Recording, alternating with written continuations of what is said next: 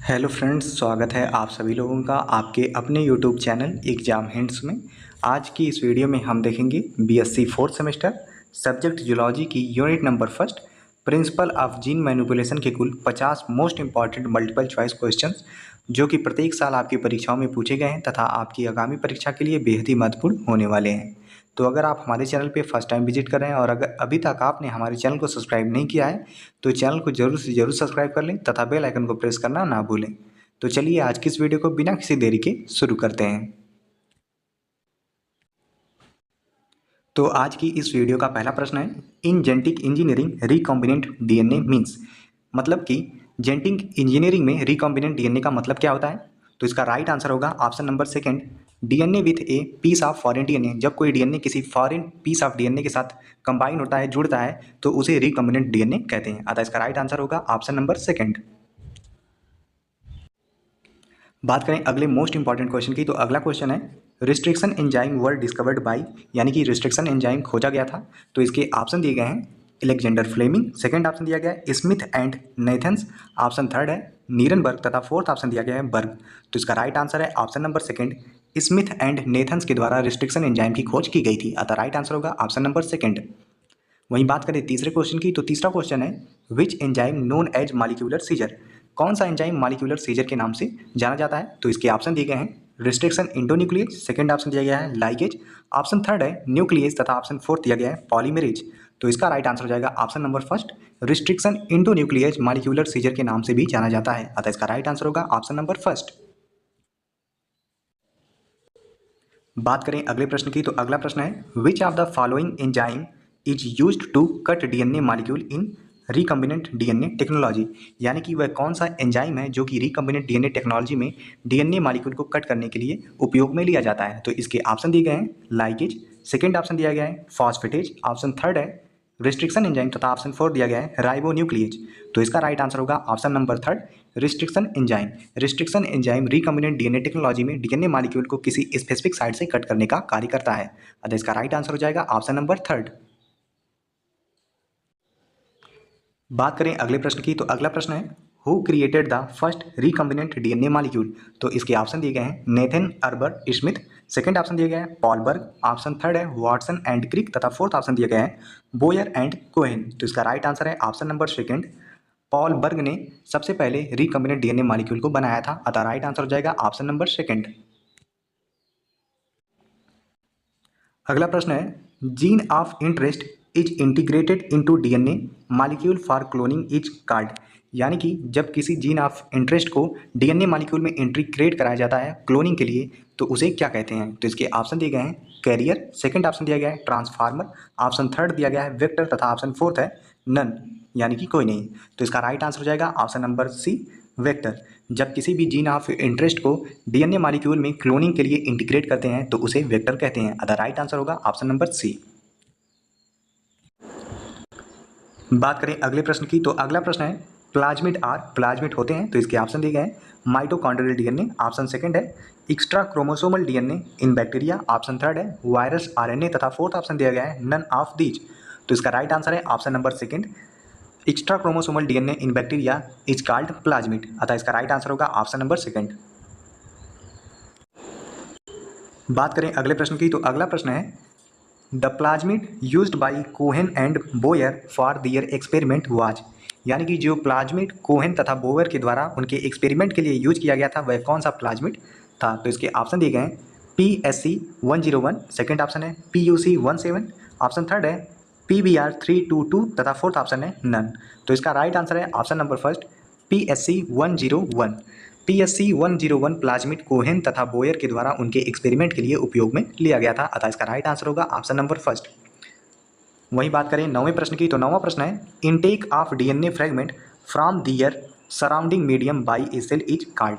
यानी कि किसी भी डीएनए फ्रेगमेंट का उसके सराउंडिंग मीडियम के द्वारा लेना किसी सेल के द्वारा क्या कहलाता है। तो इसके ऑप्शन दिए गए हैं, ट्रांसडक्शन, ऑप्शन सेकंड है ट्रांसफॉर्मेशन, ऑप्शन सी दिया गया है बोथ।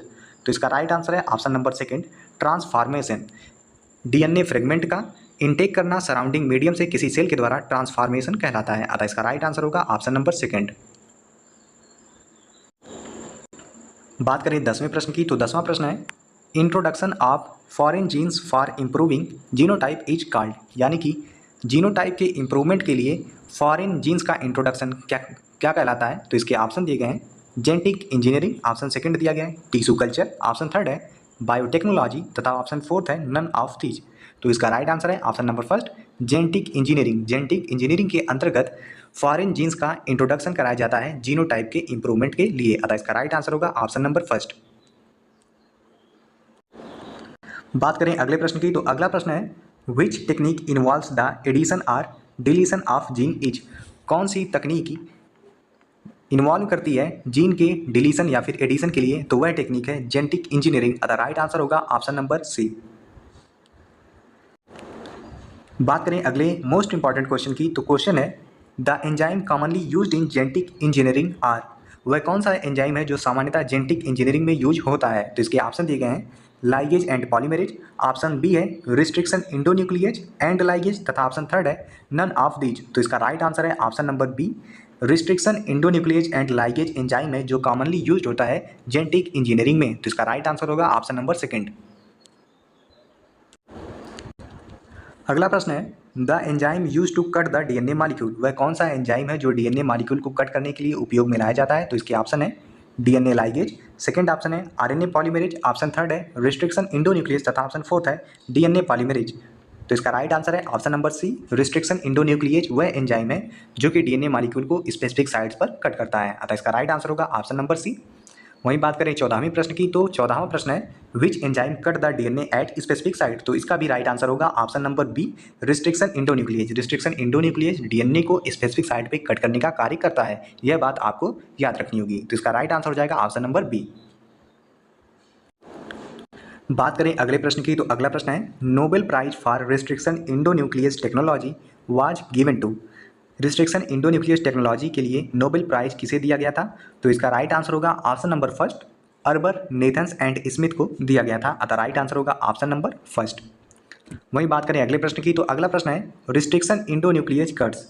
रिस्ट्रिक्शन इंडोन्यूक्लियस किसे कट करता है? तो इसके ऑप्शन है डबल स्टैंडर्ड डीएनए को, ऑप्शन सेकंड है single standard DNA, option third है बोथ तथा ऑप्शन फोर्थ है नन ऑफ दीज। तो इसका राइट आंसर होगा option number first, double standard DNA. Restriction endonuclease double standard DNA को कट करने का कार्य करता है, अतः इसका राइट आंसर होगा ऑप्शन नंबर फर्स्ट।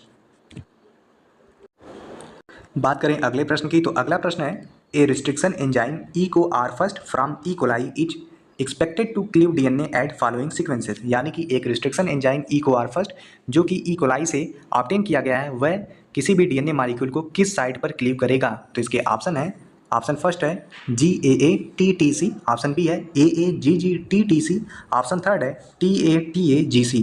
तो इसका राइट आंसर होगा ऑप्शन नंबर फर्स्ट GAA-TTC, जो कि एक पैलिंड्रोमिक सीक्वेंस है। पैलिंड्रोमिक सीक्वेंस वह सीक्वेंस होते हैं जिन्हें उल्टा या सीधा पढ़ने पर सेम आते हैं।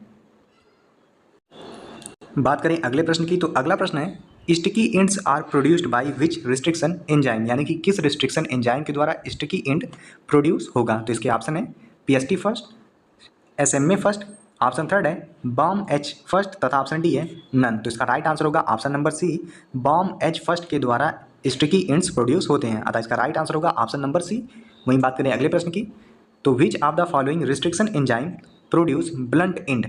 तो किस रिस्ट्रिक्शन एंजाइम के यूज के द्वारा ब्लंट इंड प्रोड्यूस होते हैं? तो इसके ऑप्शन है सैम फर्स्ट, ऑप्शन बी है HAE थर्ड, ऑप्शन थर्ड है ALU फर्स्ट तथा ऑप्शन फोर्थ है ऑल। तो इसका राइट आंसर होगा ऑप्शन नंबर डी, ऑल।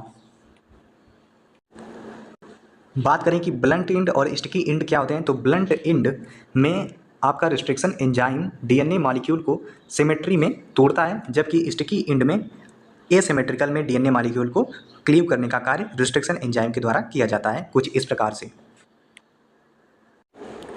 बात करें अगले प्रश्न की, तो अगला प्रश्न है which of the following produce DNA fragment with sticky ends. यानी कि निम्न में से कौन सा एंजाइम डीएनए फ्रेगमेंट प्रोड्यूस करेगा स्टिकी इंड्स के साथ? तो इसका राइट आंसर होगा option number second, restriction enzyme.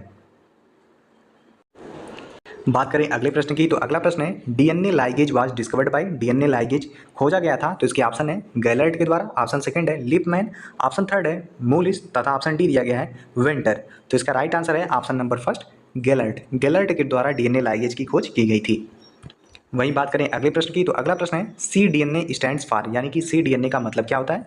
तो इसके ऑप्शन दिए गए हैं सर्कुलर डीएनए, ऑप्शन बी है कॉम्प्लीमेंट्री डीएनए, ऑप्शन थर्ड है क्वाइल्ड डीएनए तथा ऑप्शन फोर्थ दिया गया है साइटोप्लाज्मिक डीएनए। तो इसका राइट आंसर है option number B complementary DNA. cDNA का अर्थ होगा कॉम्प्लीमेंट्री डीएनए।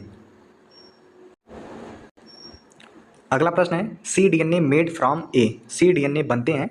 तो इसके ऑप्शन है tRNA टेम्पलेट, ऑप्शन बी है mRNA टेम्पलेट, ऑप्शन थर्ड है rRNA टेम्पलेट तथा ऑप्शन डी है ddNA टेम्पलेट। तो इसका राइट आंसर हो जाएगा option number B mRNA template के द्वारा cDNA का फॉर्मेशन होता है, अतः राइट आंसर होगा ऑप्शन नंबर बी। बात करें अगले प्रश्न की, तो अगला प्रश्न है cDNA can be formed by, यानी कि cDNA बन सकते हैं किसके द्वारा। तो इसके ऑप्शन दिए गए हैं DNA ligase, transaminase, option third है RNA डिपेंडेंट DNA पॉलीमरेज तथा फोर्थ ऑप्शन है नन ऑफ दीज। तो इसका राइट आंसर होगा option number C RNA dependent DNA polymerase के द्वारा cDNA का फॉर्मेशन भी हो सकता है, अतः राइट आंसर होगा ऑप्शन नंबर सी। बात करें अगले इंपॉर्टेंट क्वेश्चन की, तो अगला क्वेश्चन है which enzyme is known as molecular glue, यानी कि वह कौन सा एंजाइम है जो मॉलिक्यूलर ग्लू के नाम से भी जाना जाता है। तो इसके ऑप्शन है DNA ligase, RNA polymerase, restriction endonuclease तथा फोर्थ ऑप्शन है नन। तो इसका राइट आंसर है option number first DNA ligase. DNA ligase को मॉलिक्यूलर ग्लू के नाम से भी जाना जाता है, अतः राइट आंसर होगा ऑप्शन फर्स्ट।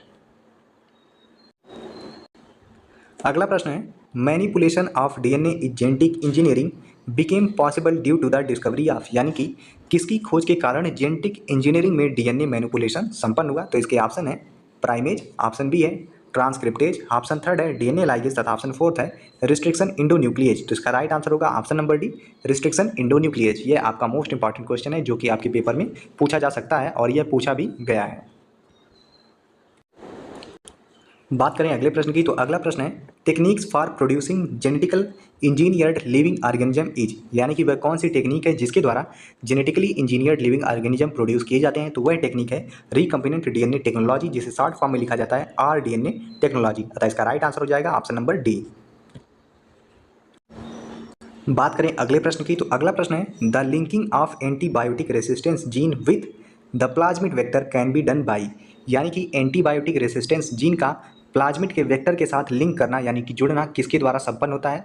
तो यह संपन्न होता है DNA लाइगेज के द्वारा, जिसे कि मॉलिक्यूलर ग्लू के नाम से भी जाना जाता है, जो कि दो खंडों को जोड़ने का कार्य करता है। इसीलिए यह एंटीबायोटिक रेसिस्टेंस जीन और प्लाज्मिड वेक्टर को जोड़ने का कार्य करता है, अतः इसका राइट आंसर हो जाएगा ऑप्शन नंबर डी। बात करें अगले प्रश्न की, तो अगला प्रश्न है DNA segment to be cloned is called as, यानी कि क्लोन किए जाने वाले DNA खंड को क्या कहते हैं। तो इसके ऑप्शन है gene segment, DNA fragment, DNA insert या फिर ऑल ऑफ द एबव। तो इसका राइट आंसर होगा option number C DNA insert. वहीं बात करें अगले प्रश्न की, तो अगला प्रश्न है DNA molecule to which the gene of interest is integrated for cloning is called, यानी कि DNA मॉलिक्यूल जिसमें जीन ऑफ इंटरेस्ट को इंटीग्रेट करते हैं क्लोनिंग पर्पज के लिए, उसे क्या कहते हैं। तो उसे कहते हैं वेक्टर। अगला प्रश्न है which method uses high voltage electrical impulses for gene transfer, यानी कि वह कौन सा मेथड है जो हाई वोल्टेज इलेक्ट्रिक इम्पल्स को यूज करता है जीन ट्रांसफ़र के लिए। तो इसके ऑप्शन है लिपोसिम फ्यूजन, ऑप्शन सेकंड है इलेक्ट्रोपोरेशन, ऑप्शन थर्ड है माइक्रो इंजेक्शन तथा फोर्थ ऑप्शन है सिलिकॉन कार्बाइड फाइबर्स। तो इसका राइट आंसर है option number second electroporation. Electroporation वह मेथड है जीन ट्रांसफ़र का जो कि हाई वोल्टेज इलेक्ट्रिक इम्पल्स का यूज करता है, अतः राइट आंसर होगा ऑप्शन नंबर बी। अगला प्रश्न है which chemical is used for gene transfection, यानी कि वह कौन सा केमिकल है जो जीन ट्रांसफेक्शन के लिए यूज होता है। तो इसके ऑप्शन है CaCl2, ऑप्शन सेकंड है पॉलीइथाइलिन ग्लाइकॉल, ऑप्शन थर्ड है डेक्स्ट्रॉन तथा ऑप्शन फोर्थ है ऑल। तो इसका राइट आंसर है option number B polyethylene glycol. वहीं बात करें अगले प्रश्न की, तो अगला प्रश्न है which technique is used in recombinant identification, यानी कि वह कौन सी तकनीक है जो रिकम्बिनेंट आइडेंटिफिकेशन में यूज होती है। तो इसके ऑप्शन है ligation, isolation, replica planting, option D है रिस्ट्रिक्शन डाइजेशन। तो इसका राइट आंसर है option number C replica planting. बात करें अगले महत्वपूर्ण प्रश्न की, तो अगला प्रश्न है what is the compound x गैल, यानी कि एक्स गैल कंपाउंड क्या है। तो इसके ऑप्शन है प्लाज्मिड, ऑप्शन सेकंड है लैक्टोज एनालॉग, ऑप्शन थर्ड है एंटीबायोटिक तथा ऑप्शन फोर्थ है इंड्यूसर। तो इसका राइट आंसर है option number B lactose analog. अगला प्रश्न है which bacteria considered as natural genetic engineer, यह आपका मोस्ट इंपॉर्टेंट क्वेश्चन है। तो इसका मतलब है कि वह कौन सा बैक्टीरिया है जो कि कंसीडर किया जाता है नेचुरल जेनेटिक इंजीनियर के टर्म में। तो इसके ऑप्शन दिए गए हैं एग्रोबैक्टीरियम ट्यूमीफेसियंस, सेकेंड ऑप्शन है एग्रोबैक्टीरियम रेडियोबैक्टर, ऑप्शन थर्ड है ई कोलाई तथा ऑप्शन फोर्थ है नन। तो इसका राइट आंसर है option number first, Agrobacterium tumefaciens natural genetic engineering के रूप में जाना जाता है, अतः राइट आंसर होगा ऑप्शन नंबर फर्स्ट। बात करें अगले प्रश्न की, तो अगला प्रश्न है EcoR first is an example of, यानी कि इकोआर फर्स्ट एंजाइम एक एग्जाम्पल है एक्सोन्यूक्लियेज, ऑप्शन सेकंड है इंडोन्यूक्लियेज, ऑप्शन थर्ड है आरएनए पॉलीमरेज तथा ऑप्शन फोर्थ है नन ऑफ दिस। तो इसका राइट आंसर है option number B, endonuclease. EcoR first endonuclease का एक एग्जाम्पल है। वहीं अगला प्रश्न है recombinant DNA technology is known as, recombinant DNA technology किस नाम से और जानी जाती है? तो इसका राइट आंसर हो जाएगा option number first, genetic engineering के रूप में भी रिकम्बिनेंट डीएनए टेक्नोलॉजी जानी जाती है। अगला प्रश्न है what is the first step in recombinant DNA technology, यानी कि रिकम्बिनेंट डीएनए टेक्नोलॉजी का पहला स्टेप कौन सा है? तो इसके ऑप्शन है denaturing of DNA, option second है annealing of DNA, option third है आइसोलेशन ऑफ डीएनए तथा ऑप्शन डी है डाउन स्ट्रीमिंग। तो इसका राइट आंसर है option number C, isolation of desire DNA recombinant DNA technology का पहला स्टेप होता है, अतः इसका राइट आंसर होगा ऑप्शन नंबर थर्ड। बात करें अगले प्रश्न की, तो अगला प्रश्न है circular extra chromosomal DNA in bacterial cell is called, यानी कि सर्कुलर एक्स्ट्रा क्रोमोसोमल डीएनए जो कि बैक्टीरिया में पाया जाता है वह क्या कहलाता है? तो वह कहलाता है प्लाज्मिड, अतः इसका राइट आंसर हो जाएगा ऑप्शन नंबर फर्स्ट।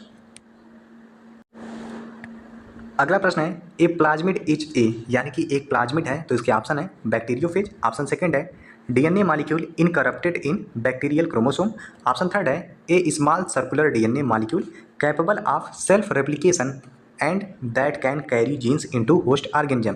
तो इसका राइट आंसर होगा ऑप्शन नंबर सी, क्योंकि प्लाज्मिड जो होता है वह स्मॉल सर्कुलर डीएनए होता है और उसमें सेल्फ रेप्लिकेशन की कैपेसिटी होती है और वह जीन कैरी करता है होस्ट ऑर्गेनिज्म के अंदर। तो इसका राइट आंसर होगा ऑप्शन नंबर सी।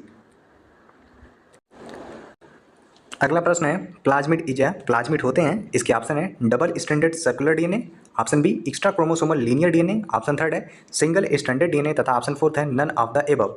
तो इसका राइट आंसर होगा option number first, plasmid double stranded circular DNA होते हैं, एक्स्ट्रा क्रोमल्स होते हैं लेकिन लीनियर नहीं होते हैं, इसलिए आपका पहला ऑप्शन करेक्ट होगा। अगला प्रश्न है बैक्टीरियल प्लाज्मिड कंटेन, यानी कि बैक्टीरियल प्लाज्मिड रखते हैं, तो इसके ऑप्शन है आरएनए डीएनए, ऑप्शन थर्ड है आरएनए प्लस प्रोटीन तथा फोर्थ ऑप्शन है नन। तो इसका राइट आंसर होगा option number B, DNA. Bacterial plasmid सिर्फ डीएनए कंटेन करते हैं।